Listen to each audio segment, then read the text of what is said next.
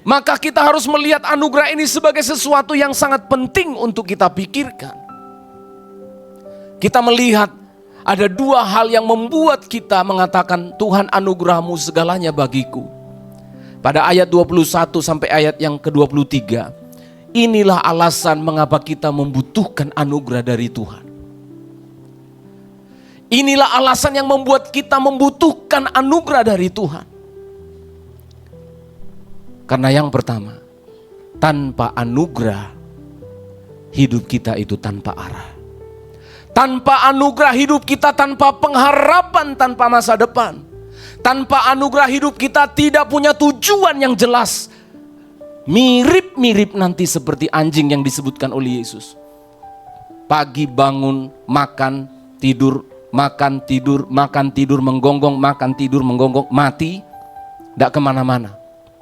Nah permasalahannya, kalau kita seperti hewan masih bagus.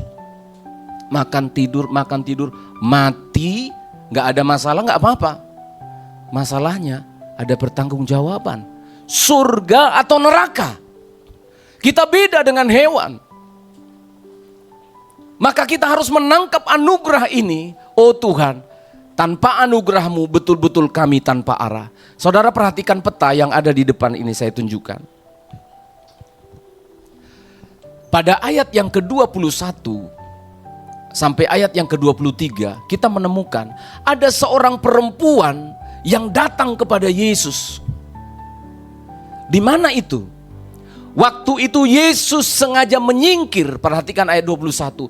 Yesus menyingkir ke daerah Tirus dan Sidon. Saudara lihat, daerah Tirus dan Sidon sekarang ini di negara modern, dia adalah negara Libanon. Yang sekarang Libanon ya, Libanon, dia ada di sini. Phoenicia, Syro-Fenisia, Tirus atau Sidon, itu persis di sebelah utara dari negara Israel.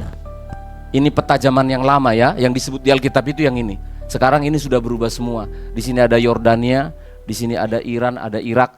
Nah, dulu disebutkan Tirus dan Sidon itu persis di daerah sini. Atau berada di daerah Samaria, atau yang di dalam Alkitab sering disebutkan, dinubuatkan sebagai kota yang tanpa masa depan. Kalau kita membaca dalam kitab Yesekiel 26, Amos pasal 1, Yesaya pasal 23, Zakaria pasal yang ke-9, Yesaya pasal 23, dan seterusnya. Kita akan menemukan di Tirus dan Sidon ini adalah pusat persembahan dan penyembahan berhala. Di mana bangsa Tirus dan Sidon ini adalah bangsa yang sangat-sangat menjijikkan di hadapan Tuhan.